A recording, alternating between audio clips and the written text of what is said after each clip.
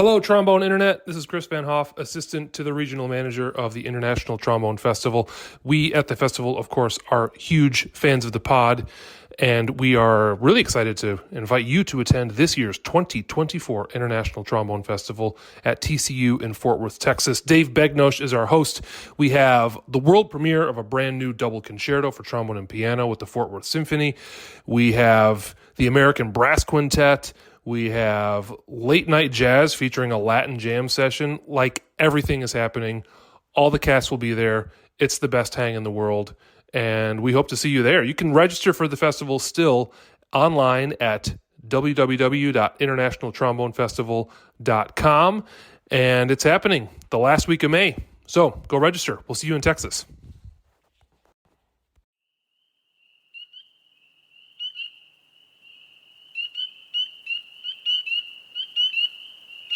Welcome to the Trombone Retreat, podcast of the Third Coast Trombone Retreat. Today on the podcast, we hang out with Randy Hawes, former bass trombonist of the Detroit Symphony Orchestra of over 35 years.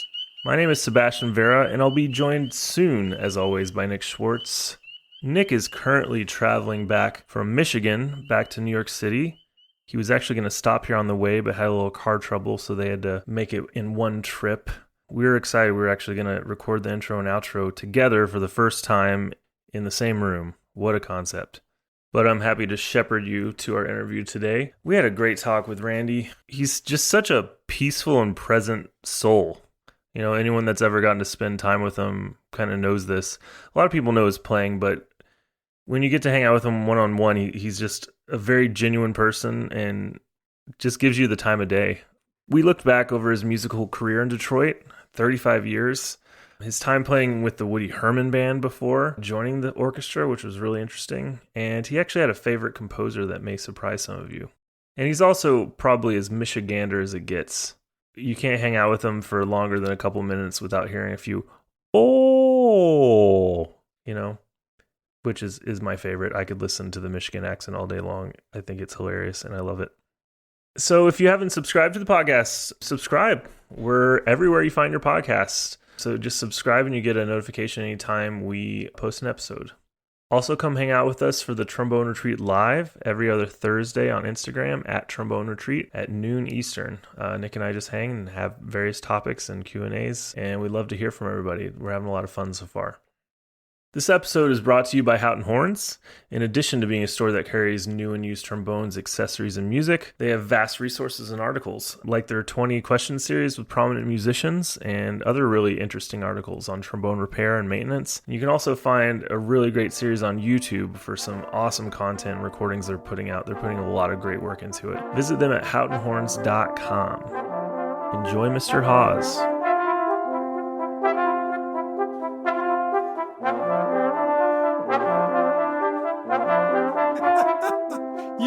You guys are old hat at this. This is the first time. So wow, now I have Google Chrome. That's that's a big thing, right? I mean, depending on how you define a big thing, I suppose. All the cool kids are using it now. Yeah. It's good to see you. How you doing?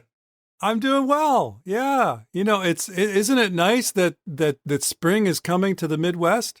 Is this spring? Did the sun come out? The sun came out, and it's been above 32. I mean, it's the same over there, right, Nick? Yeah, I mean, I imagine we got a lot more snow to begin with than you guys did down there. I mean, because it dumps over here all the time in the winter. Yeah, well, you must get tons more snow than we have here. Yeah, so there's a lot to melt, and the driveway is still a mess, but hey, you know, that's what salt is for. Well, and we don't have to drive to gigs, right? That's true. That's true. Yeah. So, I mean, how has your year been in the Cleveland Orchestra? Have you played anything? Not one note on stage. Oh my goodness. Wow. Yeah, it's unbelievable. Unbelievable. You know, I never, a year ago, you know, is when I think I signed the contract, and it's incredible. You know, I thought for sure by now we'd be doing something on stage. You would think, but here we are. I mean, a year later, and have you had any gigs at all? See, my last gig was with the Detroit Symphony, and it was in July, Oh wow. and it was a trombone trio Oh, right. Yeah. with Maestro Binder and Tompkins. Mm. And it was an outdoor gig celebrating our former chairman's birthday. So it was a drive-through birthday party that we were playing trombone trios at. Oh my goodness. So how have you been spending your time then? Oh, I mean, I'm down here. This is my basement studio, my practice room. I've kind of adapted it.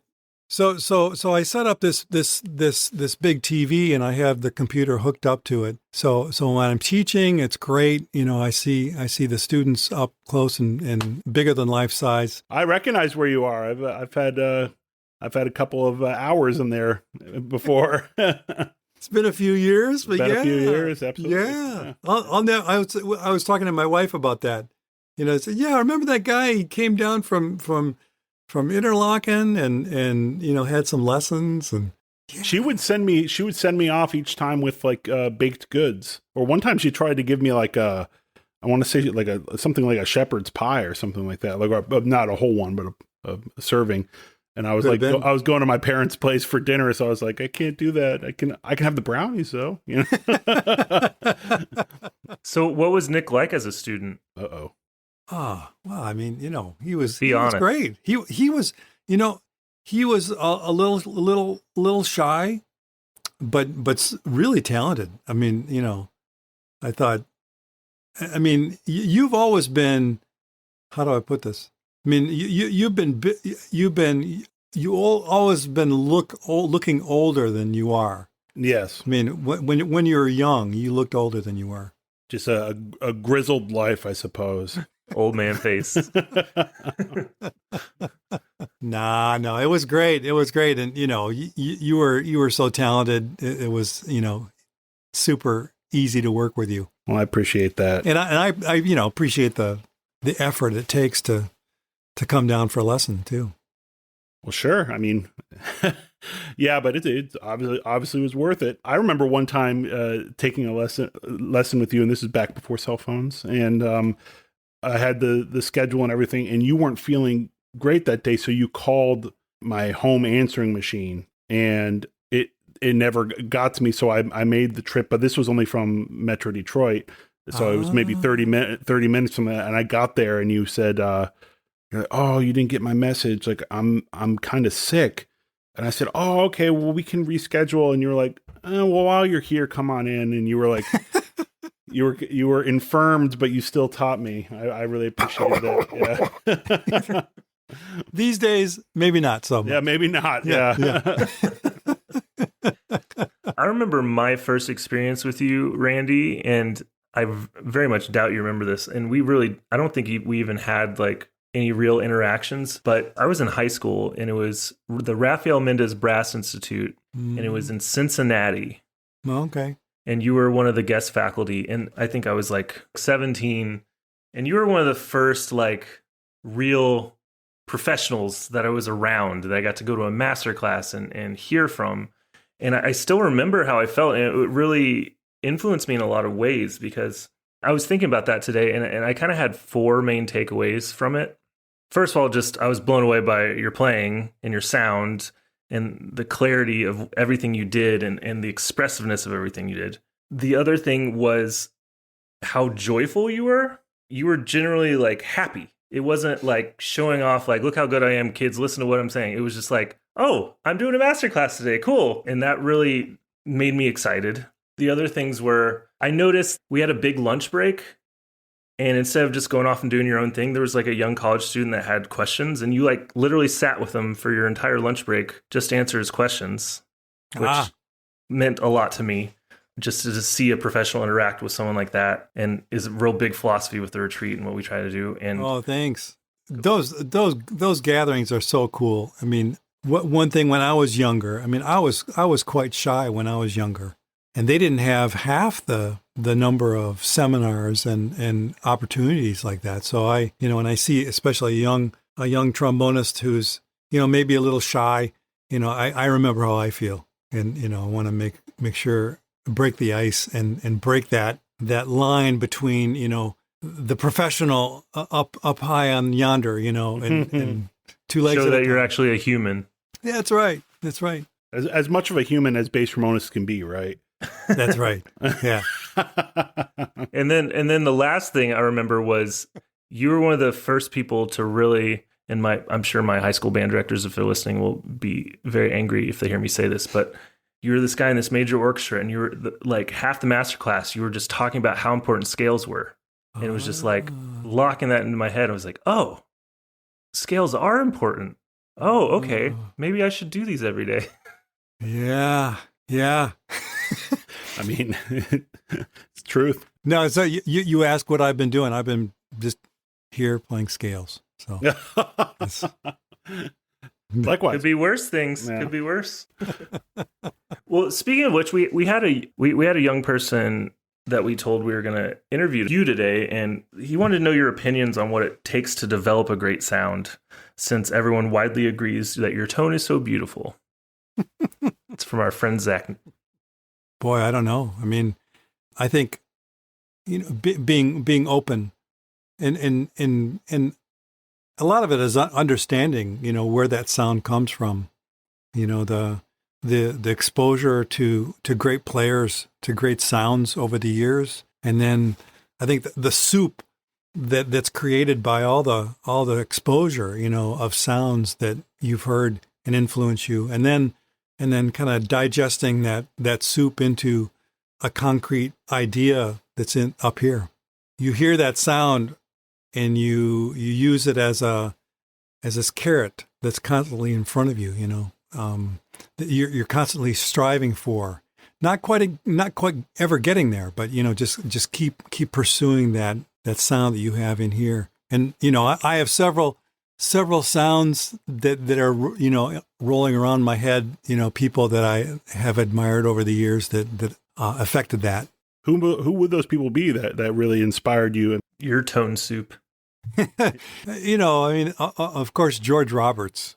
I never forget when I went to Central Michigan, studied with Bill Rivard, and I'll never forget that time when he goes over to the record player and puts on an LP of George Roberts. Maybe it was the solo album, I can't remember, or it might have been some Nelson Riddle album where he had a solo. And I think I had just started on bass trombone because I switched the middle of my freshman year. I was like right away, wow, that's like everything right there, core, warmth, focus, everything was there. So George Roberts, Ray Premru, who I heard and I got to meet him live when Philip Jones played in Michigan. I think they played at Michigan State University. Met him there. And all the recordings that he's on, it's that classic Kahn sound, focus and clarity and beauty and shape. So that's another one. And then, orchestrally, probably Kleinhammer, all the great CSO recordings that I've heard. And then, probably those three, I'd say. And Jeff Reynolds too, because I finally, I think I was 21 and I took a couple lessons with Jeff, and that was pretty important to me because I was at the time I was playing a Shilke 60. I wanted to be big and and like every bass trombone player, big and low and but he kind of explained the wisdom of the focus. So at that point, I think I downsized to a smaller mouthpiece, to kind of collect that clarity. And then, I've gotten bigger after that, of course, Oh, we've already gotten a mouthpiece talk. It's not a good start. Yeah. 14 minutes. Speaking of start, so remind me, are you from around like the Battle Creek area? Is that where you grew up? Yeah, I was born in St. Joe, which is over, on the lake. And then our family moved to Battle Creek when I was, I think, about 5. Okay. Do you have a big family or? I have 3 sisters, and 2 are over in Holland. One is in Battle Creek. Wow. So you're the only boy. Yes. Wow. And your parents, what did they do? See, my dad was he worked for Kellogg's, and then he worked for the government as a computer programmer. Oh, wow. So were you just like fully stocked with cereal all the time? Yeah. Just like whatever you wanted. Like, everyone come over to my house. Got Frosted Flakes. Oh, yeah. For Halloween, he'd bring home boxes of those snack packs, and we'd hand those out at the door. So you're super popular. Nice. I guess. Better than giving away pennies and apples, Right. Yeah, but yeah, my mom, was a housewife but she played the violin, and my dad clarinet. So, music was around our house all the time. Two of my sisters play violin, and my oldest sister plays oboe and English horn. So there was always music in the family. So you were the odd person out in every way. There was all treble instruments, all women except for you and your dad, and then you with the bass sounds, even on tenor trombone. That's still pretty bassy. Well, there were a few years there that I was an alto clef guy. I played viola. Yeah. Oh no, Randy. Yeah, 2 years, and I think it was fourth, fifth, and sixth grade, and in sixth grade, my oldest sister was dating a trombonist, and that was like the coolest thing ever, and so that's what did it. The viola is officially the euphonium of the string world. Take what you will of that. Yeah, but I have to say, I don't know if you've ever met Tom Wilkins.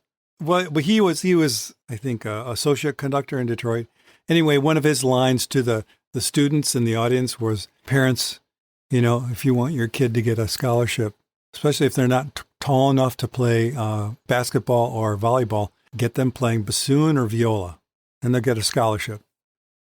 Still might be true today. I don't know. I have a good friend, Tom Hutchinson, and him and his now fiance, they just got engaged. They say that they're never going to have kids because viola runs in both sides of their family. They don't want to take a chance of continuing the line. Passing on viola, All right. Right. All in good fun. Sorry if there's any viola. No, there's no viola listeners, of course. Actually, I think we have a couple, but well, we have a sister viola podcast, but that's another story. You never know. Sorry. No. So when did you pick up trombone? I was in sixth grade, and probably 11 years old, I think, and I inherited my cousin's old Reynolds trombone. Still have it up in the attic. I'm waiting for that moment. A steamroller goes by and can haul it out and have something to put on the wall. Poor guy. Haven't you always wanted to do that, though? I've seen some steamrolled. You could make a really cool work of art out of it. It'd be cool to or make a lamp or something. I think Tom Riccobono has one up at Interlochen. I think that's where I saw it. So were you like, did you have the bug immediately, or was it just kind of like a fun little thing you did for a while? When did you start to like really fall in love with it? Or did you ever? Oh yeah. I mean through, I started taking lessons with with my sister's boyfriend, and that was great. I mean, he was a great player, and then, it was lessons nonstop from that point. And I think that I never really liked to practice when I was young, but the better I got, the more I practiced, and it was kind of a snowball going down the hill. And then I think it was probably senior year in high school. I thought, what am I going to do? I said, I like trombone. I really enjoy it. So my first teacher and my second teacher both went to Central Michigan, and they knew the teacher, Bill Rivard. I only auditioned, I think I auditioned at 3 places. Talk about things have changed. Central Michigan, Western Michigan, and Michigan State. I auditioned and ended up at Central, got a nice scholarship, and so did the music education thing and with a minor in performance. At that point, did you have any idea of like what you really wanted to do with the trombone, or were you just like, I like music, I'm pretty good at this thing, let's see what happens? I mean, how often were you hearing live orchestras and things like that? Yeah, not that often. I mean, I was lucky. Like my first year at Central, I started subbing in the Saginaw Symphony on second trombone. So then that became my gig, and it was great. I really enjoyed it, and it was kind of a glimpse into what this could possibly be. That really whetted my appetite. But I guess going back, I think the first time I heard a professional orchestra was at Michigan State. I was a senior in high school, and I heard the Chicago Symphony, and it was amazing. I mean, it was in the big field house, and I was sitting up kind of on the side and pretty close to the stage, so I get a really good look at the trombone section, and it was exciting. It was, and I'll never forget it. I mean, it was Rachmaninoff Symphony No. 2. Around what year was this, if you don't mind? Oh, let's see, 74. Wow. So the first orchestra, live orchestra experience was hearing Chicago in the 70s. Wow. That's pretty awesome. Yeah. That's amazing. Yeah. So it was, wow. And then I remember heard them again a couple years later at Meadowbrook. But yeah, I just started working, and I just wanted to play. I like the orchestral thing, but I like big band playing. I wanted to make sure, had a wide, diverse kind of approach to it, and I just wanted to play. So how did the Woody Herman thing come along? Well, that was 1981. I was, everything's connected. The summer of 81, I did the American Wind Symphony in Pittsburgh, the Barge Band. Oh, right. With Robert Boudreau. Yeah, his son is the lead trumpet player in the River City Brass Band that I play in. So I'm good friends with nice. him. Yeah. Nice. Yeah. Oh, it was great. That's where I first met, let's see, Don Lucas was in the section. Wow. Laurie Salamando. But it was great. We had a trombone quartet that the seed of this trombone quartet eventually led to this American classic trombone quartet that Don and I were in for a while, with Ava. Hmm. So do you mind explaining to me? So basically they had this giant barge. Yeah. And it was a boat, and they would just float down the river to different sites. And was it just like a giant stage and then people from the town would just come to the shore and listen? It was bizarre. I mean, it was built specifically for this purpose. It had a big stage and a hydraulic roof that opened up. The small wind enough room for a small wind ensemble, and but he commissioned many works for wind ensemble. We stayed at people's homes, families' homes, and did little tours, runouts in the area. And so, anyway, the people I met through there. This trumpet player, Jeff Grass, had a connection with this New York City conductor who was putting together a small orchestra for European tour of Porgy and Bess. So I got in that. So that left in September, and then I did that until, I don't know, maybe March or something. And then I'd been keeping... That's a heavy piece to play every night. That's a lot of stuff. Yeah. I mean, as you know, I mean, Nick, you've probably memorized many, like Nutcracker, right? Oh yeah, Nutcracker is up there forever, whether I like it or not. No, I do like that. It's great. It's great music. Yeah, it is. Yeah. So yeah, doing Porgy and Bess, it was great. And we were in Geneva, and I kind of happened upon this used music store and walked in and rescued this small B-flat tuba that was just a 3-valve piston valve tuba. So I played some of the Porgy and Bess on that and on bass trombone. And nice. But this other guy, Gene Smith, who was a jazz player, he was on Woody's band, and he had gone to Central Michigan and studied with Bill Rovard, and we had kind of kept in touch. And so he let me know when a vacancy happened on the band, and I'd sent a cassette tape or two. Remember those? Heard of them. with kind of my audio resume, me playing some jazz standards and some other stuff, some cello suite movements. So what happens on the band, if someone sends in a tape, they circulate it, on the bus, and people check it out and say, yeah, this guy this guy will work.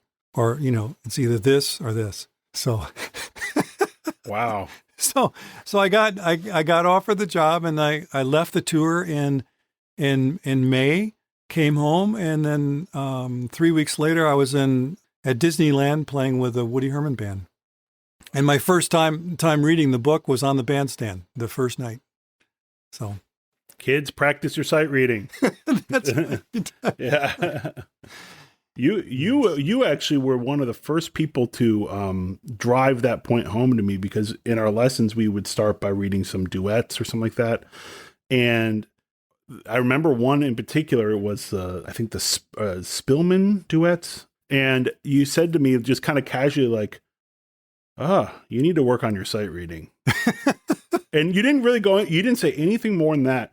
But I bought that music from Hickey's back when you would get the Bone Cat catalog in the mail, and you look through it and call them up and say what you want. And I ordered it, and I memorized both parts, top to bottom, just, because I wanted to, in case you pulled that music up again, which that defeats the entire purpose. You wanted to sight read.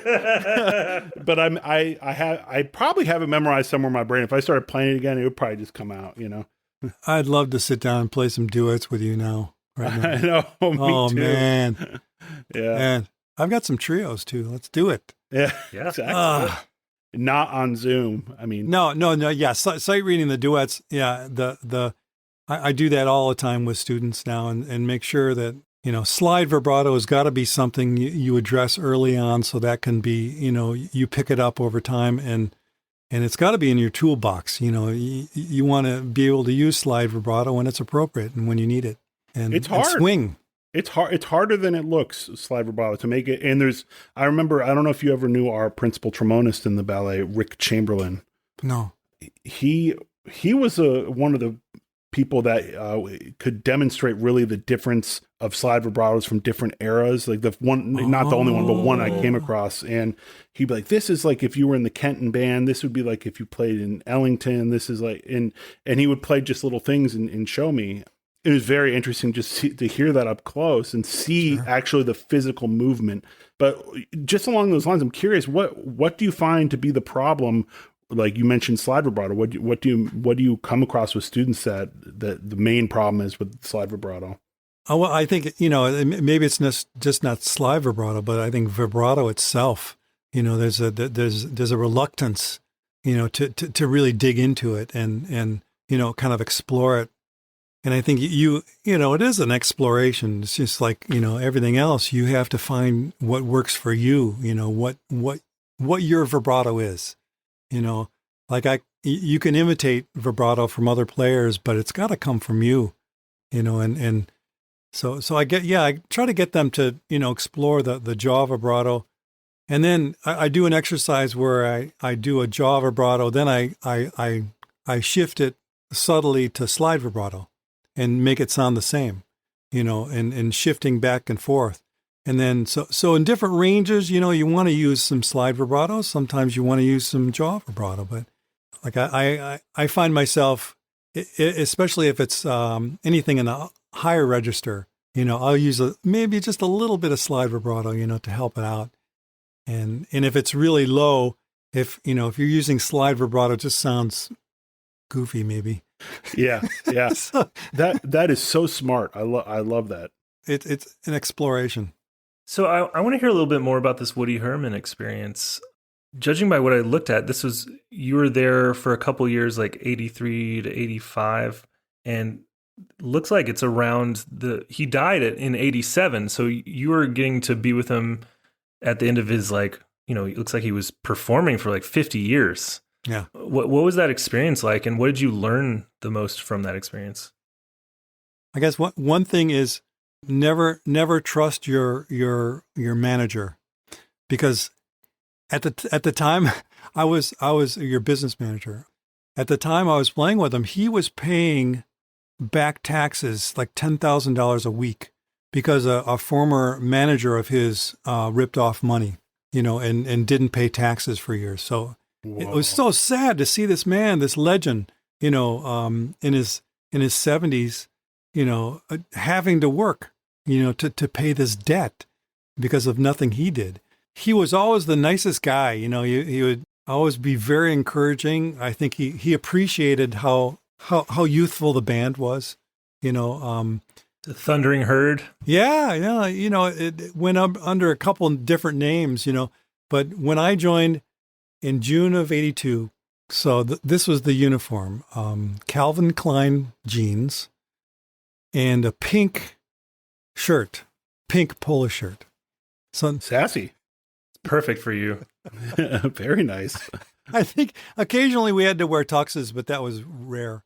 But it was great. It was the Woody Herman book. It's a little different than like the Buddy Rich book. I think the Buddy Rich book, the bass trombone the parts are more bass trombone-y, down in the below the staff and meaty, and Woody's band, it was more like a third trombone part. And, it was up to the player to adapt those, take some things down an octave, to make it more interesting. But my chair was not a jazz chair, so much as, like John Fedshock and Gene Smith were the other guys, true jazzers. Wow. that were, really great. So it was the occasional gig that I had to kind of rely on my background.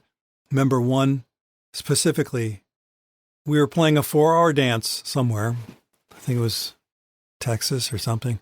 We were playing this Satin Doll, Don't Get Around Much Anymore, little medley. And there's a spot every time we played it that there's a trombone solo. So it was coming up, and Woody points at me. And I'm like... Surely you mean the trumpet's behind me, right? Yeah, right. Yeah. So that was me. So I went down and did my best on Satin Doll. And, so that happened a couple of times, and it was great fun. I mean, I will not, claim to be a great jazz player. I can play simple changes now and then, and swing, but as time went on, I realized that I was, kind of starting to getting the itch, to play in an orchestra again, and wanting to do it more seriously, So the great thing about that band was we traveled so much, and we were everywhere. So when I was in San Francisco, I got to know John Engelkiss, and played for him. And when we were in Philadelphia, I'd stop and I'd play for Charlie, and it was great. And in Chicago, I took some lessons with Chris Foley, and I regret never getting a lesson with Kleinhammer.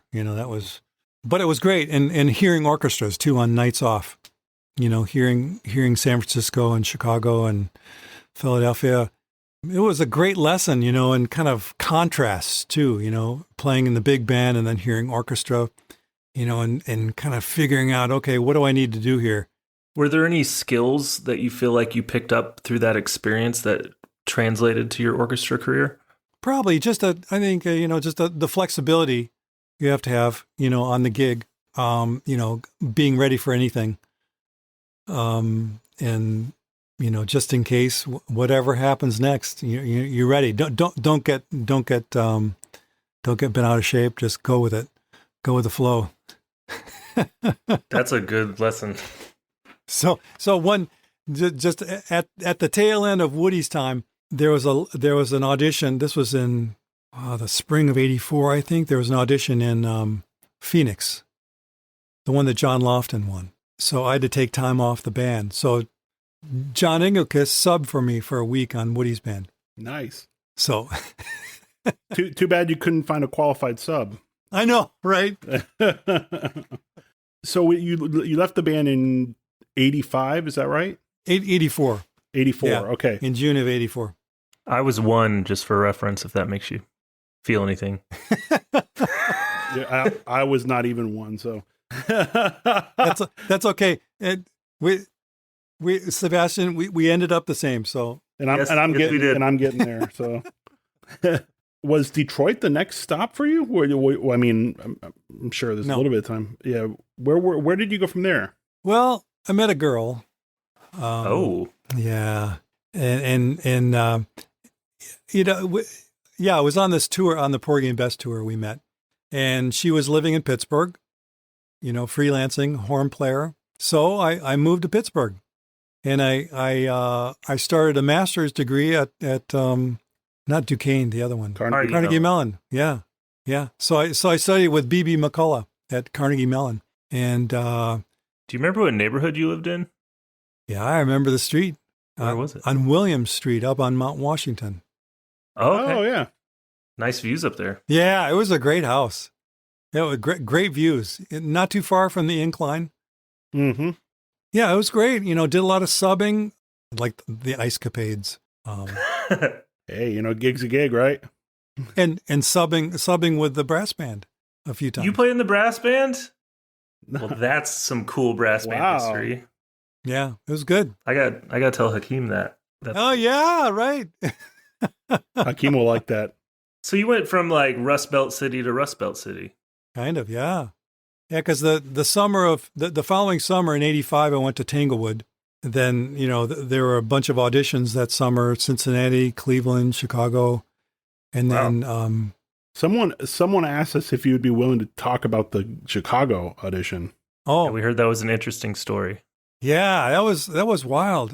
For me, I was kind of lucky because in May of '85, they had the first round in Chicago, and it was only going to be like a preliminary round because they didn't have time, and I think Schulte wasn't going to be there, so they had a preliminary round, and there were some players that could not make the May audition, so they had another preliminary round or another round in September. I think Charlie was one. He couldn't make the May audition, but so I auditioned in May, and the committee was tied. So they decided to invite me back in September for another preliminary round. So it was great timing to do the Tanglewood stuff, and that Tanglewood summer was Doug Yo's first summer with the BSO. So it was really cool because I got to know him really well and did a lot of playing for him, and it was, you know, pretty crucial in audition prep, you know, to be in that atmosphere, you know, with other hungry musicians. So Were you a competitive person? I guess in my own way, you know, I you know, I was a little. I think I didn't have the confidence, you know, I do now, and I always tell young players, you know, don't hesitate to contact, you know, someone in an orchestra. You know, if you want a lesson, do it. You know, and it's so much easier now, you know, with email and texting, and it's just easier to contact people. I think absolutely. So the audition in May went well, and they invited me back. I went back in September.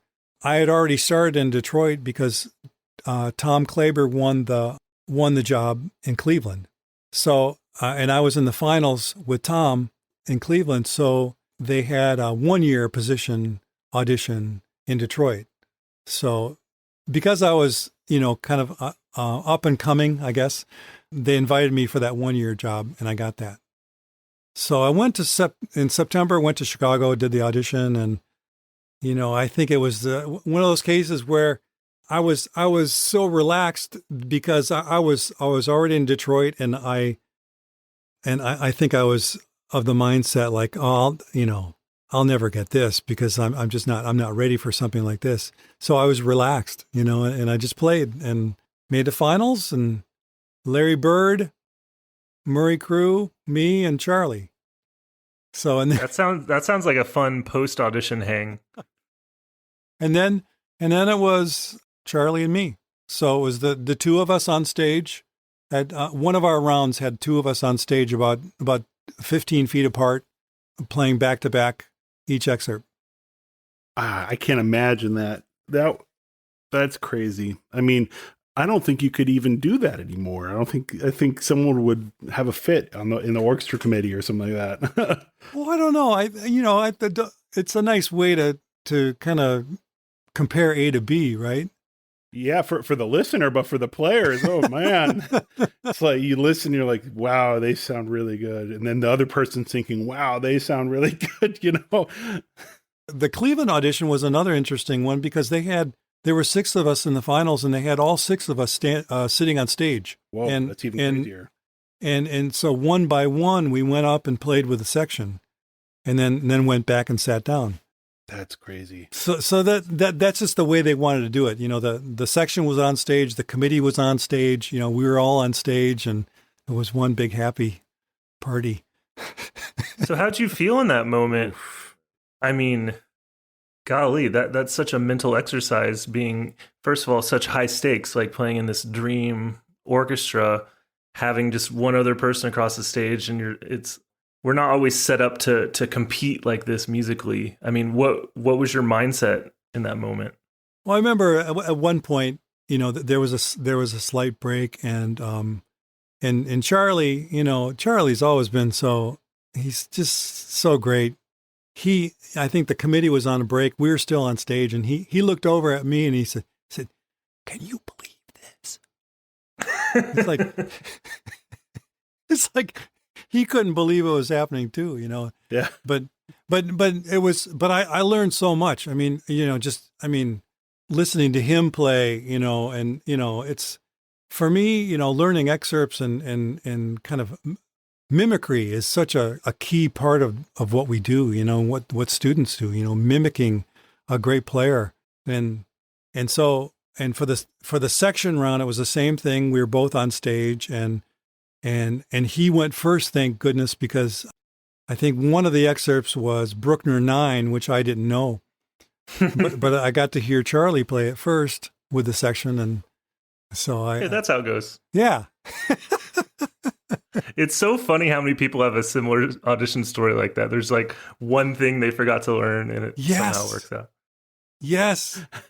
Yeah. I mean, that's it. I mean, you can't, I learned that in another audition about a Beethoven, that second Beethoven excerpt, the fugue. Yes. Yeah. Yeah. I mean, that's got to be just as important as the other one, because, Sure. Yeah, you got to study it. So the good thing was, about that, I mean, I felt really good about it, and I, became better friends with Charlie, and I got to know the Chicago people, and I got to play with them another number of times, and they invited me back to play with the orchestra in January, I think. And then, maybe a side note, maybe Charlie doesn't want me to tell you this, but a week after the audition, I got a call from the personnel manager, and she said, "Randy, I just want to let you know, Charlie's turned down the job. He's going to stay in Philadelphia, and we want to, use that week that we set up for you to come in and play for us again." And I said, "Okay." I got off the phone. I thought, "Wow!" And then, Okay. then 2 days, yeah. Then 2 days later, she calls back and she said, "Well, Charlie changed his mind. He's coming to Chicago." So I think I later learned, I think Charlie and I may have talked about this, I'm sure there was negotiation going on or something, so it happens, and that's okay. Wow, that's crazy. That's crazy. So, I mean, that's just, Emotional all this stuff going on, and I don't think, maybe things are a little bit different now, but maybe not, we'll see. Well, the more things change, the more they stay the same, right? So the good news is you got to join the Detroit Symphony Orchestra, where you spent, is it 35 years? Yeah. Wow. I don't even know how to ask about this whole experience, but I mean, reflecting over this time, like starting as a young man and living that long in that city, watching the city grow, watching the orchestra grow, watching the orchestra go through struggles and come out of the struggles, to even now, like, what goes through your mind when you reflect back upon this experience? I mean, it's been great. I mean, when I joined the orchestra, we were playing at Ford Auditorium, which was a pretty bad hall that was built in the 50s down by the river. It's been demolished now for, I think, 10, 15 years, but And then in 1990, the orchestra moved back to its original home, Orchestra Hall. So that was just fantastic, just the greatest acoustics, just wonderful acoustics. So easy to play in that hall. Have you played there, Nick? I have never played there, not as a kid or a professional or anything. We're gonna have to change that somehow. I'd love to. I mean, it's one of my favorite halls. I'm both Pittsburgh and Detroit. I mean, they have kind of the same era of hall, that kind of Art Deco. Sure. And Sure. beautiful aesthetically and acoustically. But, actually, when I first started hearing, which I'm sure you're going to get to in a second, when I first started hearing the Detroit Symphony was when they were renovating the hall, and you guys were playing in the opera house, I believe. Yeah. For like a season or two, right?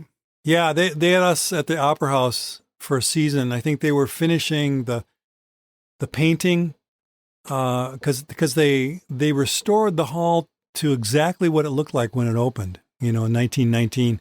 So they had really detailed painting and plaster work to finish up. The Opera House was not ideal, but that's okay. Another beautiful building, though. Yeah, gorgeous. Just not meant for an orchestra. No. On stage, at least, Yeah. No, but it's interesting just seeing the orchestra go through different phases. Gunther Herbig was the music director when I was hired. German, very German, East German, kind of a narrow repertoire.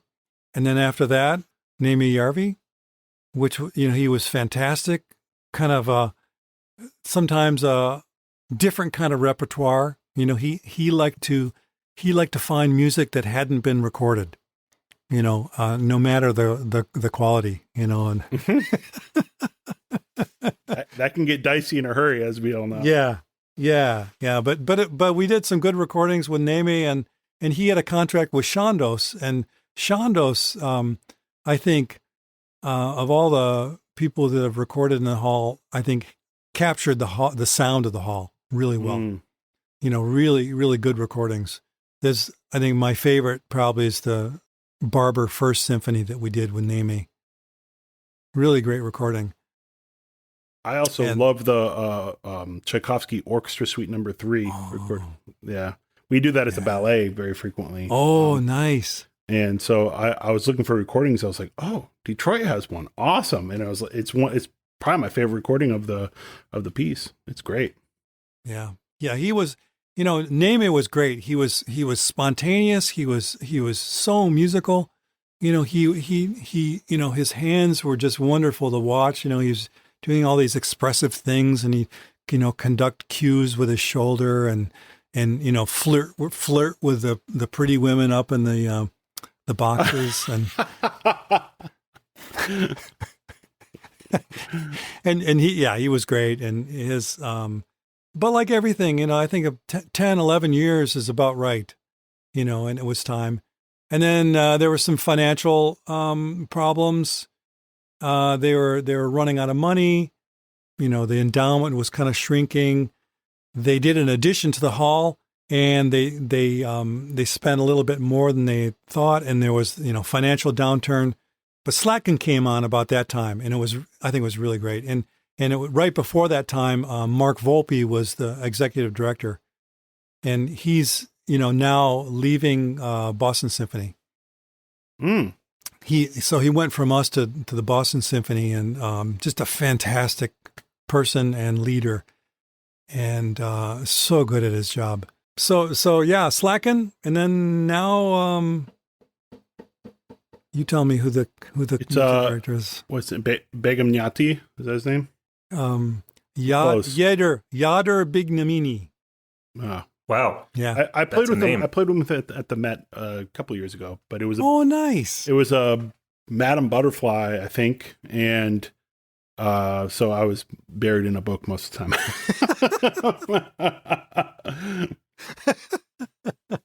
time. One thing that I really loved when you came to the trombone retreat in person, one of the times that you've come up, you'd led a warm up like a lot of our guest artists will do. And one thing you were doing is just having the entire room play the melody from the slow movement of Saint-Saëns Organ Symphony in different keys. So, we start off playing in D flat like you normally do. And then all right, let's move it to the key of F, or let's, whatever key you name. And I think that encapsulated so much of not only hearing, you would play the phrase and then have us repeat it back, or the students repeat it back. And not only did they get to hear you play, but with the intention that you got to play with. And I think it just really encapsulated going back to your sound concept and your what do you call it, your tone soup, but also just using your ears to, think in the terms of keys and things like that. I thought it was a really excellent moment for learning from everyone. And you also played a couple things from that Sing Along with Riddle. Yeah. I had never seen that before. It's a book of Nelson Riddle tunes, right? With a recording play along. I think that's a great tool, and I can't find the music for that. So I'll send it to you. You gave it to me at one point. I think I lost it in a move or something. I'll send you a PDF. It's Awesome. It's out of print, and the the play along tracks are on Spotify. I found the play along tracks. Okay. And I just have not been able to find the music. I'll send it. Yeah, Cool. I'll send it to you, Sebastian, too. I would love it. Yeah. It's so relaxing to do. It's so much fun. And if you get bored on a snowy night and you need to entertain your spouses, it has the words too, so you can do a little karaoke action, and show your skills. Well, it's well known that Nick and I like to sing. So. I'm referred to as a songbird of my generation. So by myself. So by the way, I just have to say this. I have this on my pile, on my nearby pile. Oh, Slama! See? So you've inspired me, Nick. I'm telling you. Some good stuff. Oh, thank you. One of my students was complaining the other day, or a previous student, he studied with me a couple years back, and he said, "You made me play number 4 for 4 weeks straight, and I hated it." And so I told him, I said, Don Harwood made me play it for an entire semester, which is true. Did you work through the whole book with him? Yes, I did. But number 4, I was stuck on for 4 months. He just would not let me move on. He was very picky about it. But yes. Do you consider practicing it? Oh boy. I think I have waking nightmares that wake me up out of the deep sleep thinking about Slama practice from my old days. Nick, maybe another time, but I'd love to hear, what it was like studying with Don Harwood. So you have to tell. We'll talk about that over beers. Maybe when you start a podcast and you interview me. There you go. That'd be great. Hey, you got Google Chrome now? You got I'm hooked up. Sweet headphones. You're set. Yeah. You have the ultimate podcaster backdrop, all those got the records cool in the headphones. background. Yeah. Yeah. Perfect. So speaking of conductors, we actually had a question in that regard, since you've gotten to play with so many amazing ones, including Schulte as well. Neil Advant asked, who was or is your favorite or most memorable conductor to work with, and why? If you could pick one. Boy, Schulte was amazing. He was so energized and so inspiring. And I'm sure you've seen videos of him conducting. My dad always said, "How do you follow someone like that?" And just that inspiration and the passion. I love that. He's probably one. What was he like in rehearsals? He was intense, very intense. There was this, I've played with this group called the World Orchestra for Peace, and it was started by Schulte in 95, and there was we were rehearsing the Bartok Concerto for Orchestra, and the one forget the name of the movement, with the drum, boom, boom, boom, boom, boom, boom, boom, boom, boom. Anyway, the snare drummer kept messing it up. Or he was doing something. And Schulte looked back at him and he said, "You do that again, I will kill you." And I mean, it was so intense. I believe, you believed him. But I think, that can either go either way. That's either going to get you hyper focused or like to freeze and then mess up. right. Yeah, exactly. Yeah. Oh man. But Bernstein was another one. I only worked with him 1 week at Tanglewood with Copeland 3, and that was really, really fantastic. Just, Copeland was there in the audience, and Bernstein, and he was just very inspirational. But I think probably now, I've loved playing with Gergiev. He's Really? crazy. He's crazy, but he I don't know how he does it, but he gets a certain sound and music out of the orchestra, and just by doing this, this thing, and it's and all those, doing his hair like this, and just and So there, I'm trying to think of how to describe to our audience the hand gestures Randy's making right now. But like Well, you're holding a hot watch a potato. Gergiev tape. yeah, like Ooh. hot potato. You've worked with him, right, Nick? I have not actually. I was supposed to play Flying Dutchman, but then the pandemic hit. Womp womp. Yeah, but No, but he's great. He has a way of, in his descriptions and his requests for the sound he wants to just pull something magical out, and often on little rehearsal time, because he's almost always late to the rehearsal.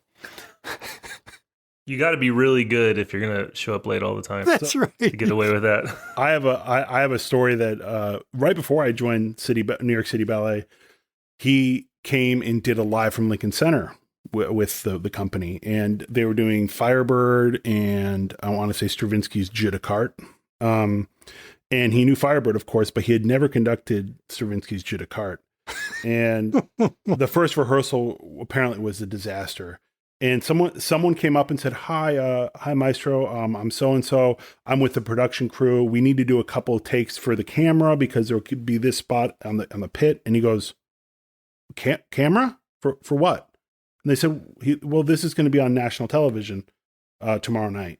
And he didn't know that. He didn't know it was going to be live from Lincoln Center. And apparently he got like super serious and conducted very clearly, actually, because he didn't know the piece that well. So he wanted to make sure it came off okay, I believe that. I believe that. Yeah. He must be one of the hardest working conductors out there.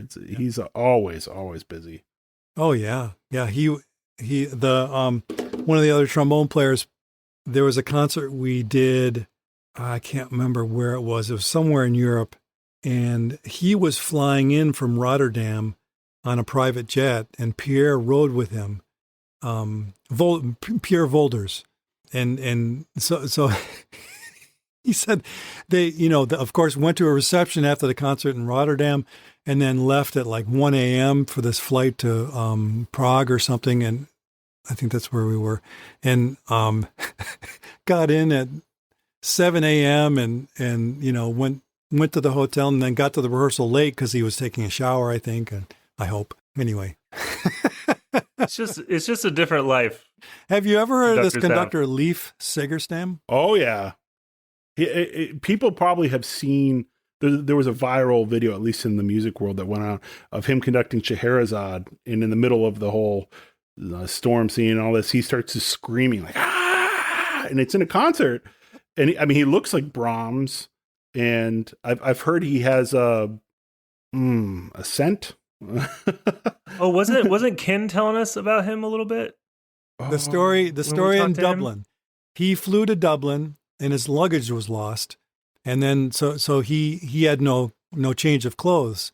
So the second part of the rehearsal, he came out draped, no shirt on, topless, with a towel around his neck, and so the inner circle of the strings were wearing perfume, Yeah. so, Yeah. to try to counteract the smell. But yeah, he was a fun conductor to work with, but on a temporary basis, Gotcha. like so many. I love that. It's like so many. Mhm, Yeah, exactly. mhm. 1 1 week, and That I mean, that's another part of the great part of a job in an orchestra is you have, one thing for 1 week and then you're on to the next thing. It's constantly, refreshing, and it's not always great, but it's always different and fun and inspiring. Absolutely. Yeah. A little bit different in the pit. Yeah. We get stuck on things for a while. Right. That's okay though. But there can be some beautiful things in that too, to like really get in depth in a piece, spend a long time with an opera and really understand it. How's the future look? Is there any kind of back to work date that you're looking at, Nick? They say September. I mean, for the ballet, I'm supposed to have some stuff this summer, festivals and stuff, knock on wood, but I know Sebastian's probably around. Well, you've been working with the brass band. The opera is doing some stuff, right? The opera has been performing this whole time. So wow. We have our own facility, so it's been a lot of scaled down. They changed the whole season to chamber operas and basically made it like 50 people can come, like super spread out, and they added more performances. All the opera singers are singing through these masks. Yeah. So it's working, I guess. We're doing a Daniel Schnyder opera coming up, which will be interesting. Wow, look at that thing. That looks like it's made out of ceramic. Oh my goodness. It looks like you have a beak. Randy just put on his mask for us and sang. I've never seen Randy. There's a few questions we tend to ask people at the end that I wanted to ask you. We call them our rapid fire questions, but some things, some ones I picked out for you. I'm curious, if you were looking at your 18-year-old self right now, what would you tell him? Oh, I would not hesitate. Go out and contact people that are doing what you want to do for a living and get lessons. Do it now. Don't, there's no reason to be shy about it. Go out there and see how far you have to go to get to where you want to be. You could give that same advice about talking to girls too. Yeah. Yeah. That's what I would tell myself. Like, stop being so scared. Well, yeah. Stop being scared and rely on your instincts for women. Like that. Welcome to the Third Coast Dating Podcast. Yeah. We're back with Randy. Yeah. Randy, known womanizer, Randy, the love expert. No, make sure your partner has a great understanding of what you do and doesn't mind hearing trombone lip slurs and exercises to all wee hours of the morning. And Ooh, yeah, that's very good advice, actually. This has got to be a very difficult question after your vast career, but do you have a musical experience that sticks out as the most profound, the most meaningful to you? I don't know. I mean, one happens and you think that that's the one, and then another one comes down the road. There have been several like that Copeland 3 with Bernstein. That was pretty cool. It was there were some tours with Neme where the performances were really great. There was one, memorable for the wrong reason. We did a Schumann 2 in Hamburg with Neme, and the audience didn't like the tempos he took, so they booed. Whoa! Yikes! Were they slow or fast? Schumann, not Booman. They were too fast. And Neme was just trying to do something. I don't know what he was doing, but yeah. Anyway, probably those. There was one concert. The first concert with the World Orchestra for Peace was in Geneva, and it was to celebrate the 50th anniversary of the United Nations. It was pretty special. Bartok Concerto for Orchestra and William Tell. That's on YouTube. It's a really good performance. And then the concerts I've done, and it was on a kind of a bucket list to play in as part of the series at Royal Albert Hall, proms. So I've played there 2 or 3 times, and it's always just incredible. Mahler 5, spectacular. And then I did Beethoven 9 there a couple years ago. It's like a rock concert. It's like a rock standing concert. and crowding. It's amazing. Yeah. That's so cool. So those are a couple. That's great. If you could play one composer for the rest of your life, if you had to go to a desert island, you could only play one composer, who would it be? Tommy Patterson? No, Wow. Whoa. Hot takes from Randy. Yeah. Whoa. Rachmaninoff. Wow. Cool. Yeah. The Rachmaninoff, the slow movement of the cello sonata. Dee, dee, dee, dee, da, da, dee. That's another warm-up melody I use all the time. And I love Rachmaninoff. Just something about it, the Isle of the Dead. Mm-hmm. Some good stuff. I mean, but there's so many. Yeah. I love, that's why it's a tough question. Oh, I've been getting into Schnittke lately. Yeah, really good stuff. And then Arvo Pärt. Mm-hmm. Oh yeah, huge fan. Yeah, there's so many things. I would love to hear you play Arvo Pärt. Oh no. I mean, what is there? There's the You can do Spiegel and Spiegel. I mean, I've done that. Nick's done that. I mean, it's all whole notes. And I heard from Jurgen, who brought up the idea, because I don't know if you saw Jurgen's or listened to Jurgen's recent CD. He was truly. He was working with Parrott, and he said, "Well, what about Spiegel and Spiegel for trombone?" And Parrott thought about it for a minute, and he goes, "No, not on trombone."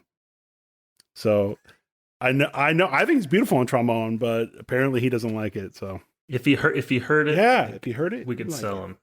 What about that piece with trombone ensemble and rock drummer and synthesizer?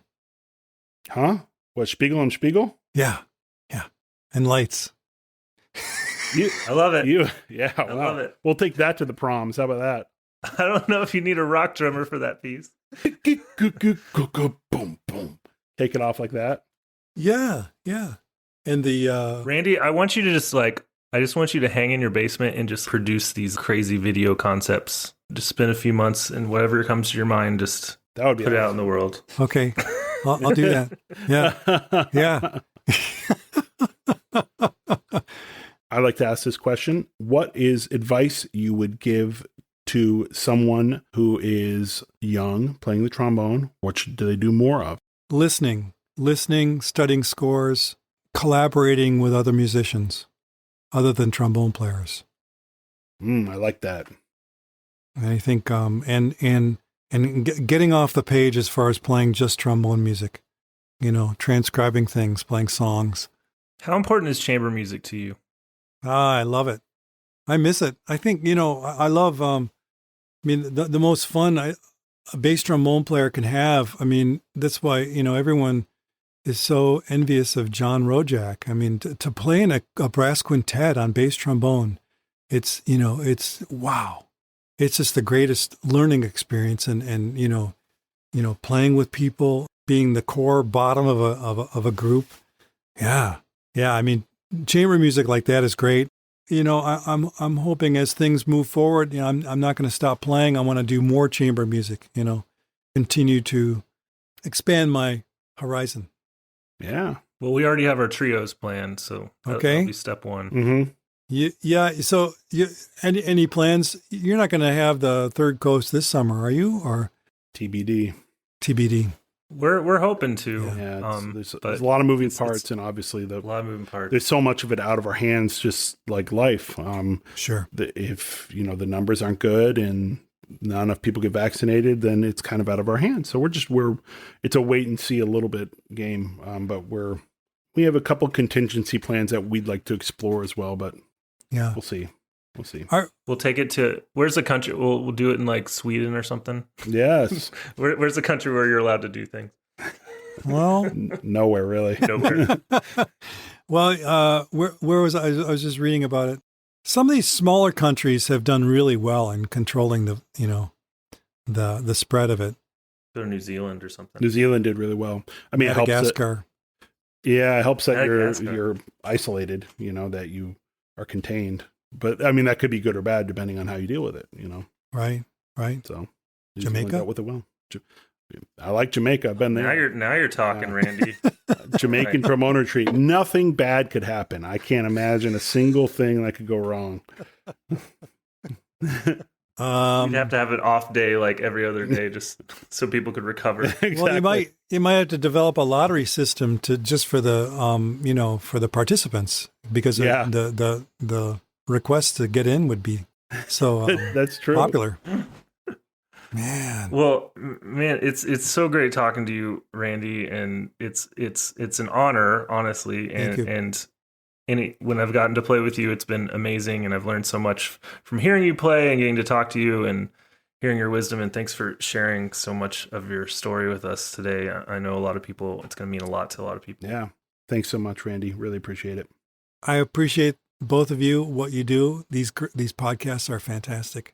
Keep it up. Thank you. And we gotta, meet for a tea or coffee or a beer or for some trios or I like all those quartets. things. Yeah. Or some pair. Well, we can invite Bender. There you go.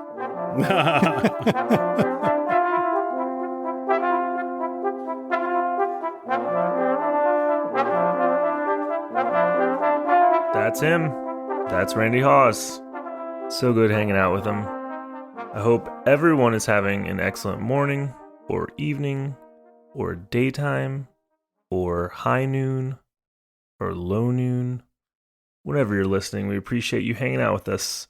This has been a fun project to do, and I'm still blown away by all the support you guys show us and all the emails we get and the messages we get. It really means a lot, and we're doing this for you guys, so in any effort to bring the trombone community together. So, man, I still remember the first time I got to play with Randy. Ken Tompkins so graciously asked me to come sub for him for a week, and I was doing like a children's show, and it was the first time playing, and usually when you sub with a major orchestra, you're probably going to play section usually, especially with a group that has a full section, but it was on principle, and so it was fairly intimidating, but it was a fun challenge, and the children's show is no joke.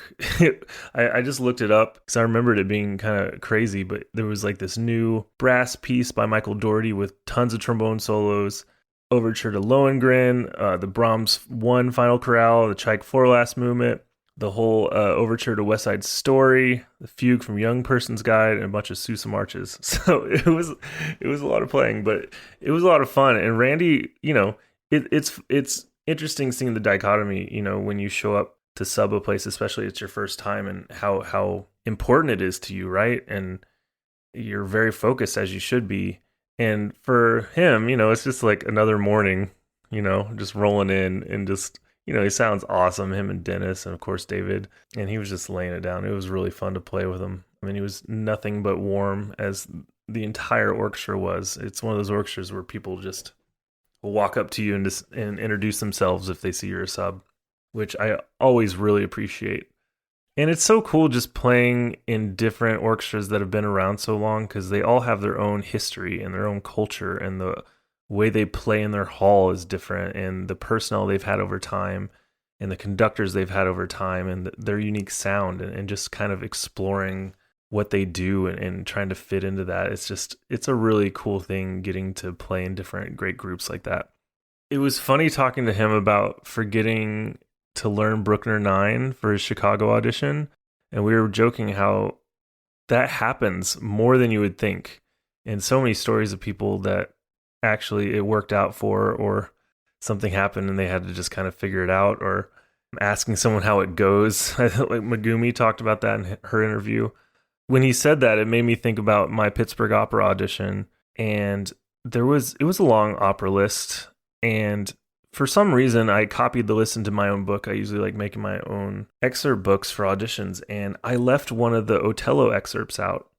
And anyone that's ever taken an opera audition or gotten to play the opera Otello, there's just a bunch of licks. Verdi wrote mainly for valve trombone, so there's just a lot of ridiculous chromatic licks that are very fast and a little difficult on with a slide, but it's our job to learn it. And for some reason, one of the short excerpts from it, I forgot to put in my book. For some reason, it just didn't copy. It was like at the bottom of the page. It's just a really fast chromatic passage ascending. That's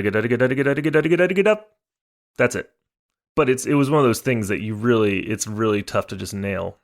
And in my audition, they asked for every single excerpt on that list except that one. And that's why I firmly believe there's luck involved with auditions. Obviously, you have to put yourself in the best position to succeed and be prepared. But, there was a moment in, I think, like the fourth round where one of the people on the committee was like, "Oh, do you want to hear this other Otello excerpt?" asking the conductor. And in my mind, I'm just shooting these laser beams to the committee like, no, you don't. No. And the conductor thought for a second, which felt like 10 minutes. He's like, no, I'm okay. Thank God. Who knows what my life would be like if I actually had to play that. Who knows? Maybe with adrenaline, I would have pumped it out. That's usually how it works. But yeah, I hope everyone's doing well. It's, this unique time, and I like hearing stories. Please share with us people slowly getting back to work. I got to play with the Harrisburg Symphony earlier this week, and, they really did it the right way. They're super organized. Everyone had to get tested within a certain time frame and answer all these questionnaires, and we had to double mask the whole time. We were 12 feet apart. Everything was very, very organized. All the doors were locked, and someone giving us a questionnaire when we entered the building. Breaks every 30 minutes to let the air clear. That's just what orchestras kind of have to do right now, and they're definitely doing it the right way. And it was an all brass concert that we recorded for the symphony that they're going to put out to their subscribers, and all Phil Snedeker arrangements pretty much. And if you've ever played any of Phil Snedeker's arrangements, he does a lot for the Washington Brass. They're no joke, and it was amazing. It was a lot of great players from the Kennedy Center and New York City Ballet, and it's surprising we threw it together. And the reason I wanted to talk about this is it really, something I've been really thinking about is there's nothing like the gift of perspective, right? We've gone through this crazy year and counting, but I found in my life, there's nothing like appreciating something on a deeper level. And we haven't gotten to experience the good part yet. We haven't gotten to experience the gift of perspective yet, a lot of us. Until we get back to playing normally, we don't get to see the change in ourselves. We don't get to see how it feels to play with other people when you actually value it on a whole other level. And I'm noticing it in small doses in the gigs I'm starting to get to do again. I just feel a little more present. I feel more connected to my emotions. I feel more connected to my colleagues. I feel more connected to what I'm doing and the value of it. And there's nothing better than that. It's so important. And it just feels really good. And it feels like a really great place to be for music making. And so that's what I'm trying to focus on right now, because the easiest thing to do is focus on everything that sucks. And there's plenty that sucks. But I'd be curious to hear from you guys if you're kind of feeling any of the same things. I just think if you can center on that, it can be a really cool thing. And if you enjoyed the podcast, please consider leaving us a rating and review on iTunes. If you want to leave a question or topic you'd like us to discuss, we'll answer it on the podcast. Follow us at Trombone Retreat on Facebook, Instagram, YouTube, and Twitter, and our website, tromboneretreat.com, where you can also join our mailing list. Also, feel free to shoot us an email, tromboneretreat@gmail.com, as we love hearing from you. On Instagram, follow Nick at basstrombone444 and myself at js.vera. So when I finish these podcasts, I always, it's a long process. It's from planning to scheduling to conceiving the interview to editing everything. It's a long process, but I love it and it's been great. But every time I finish, I definitely go and make a big celebratory macaroni and cheese. Hey, don't judge me. I worked out today. I put some broccoli in it, so that makes it healthy. It's organic. It's from Whole Foods. So get off me. And as always, never forget to retreat yourself with mac and cheese.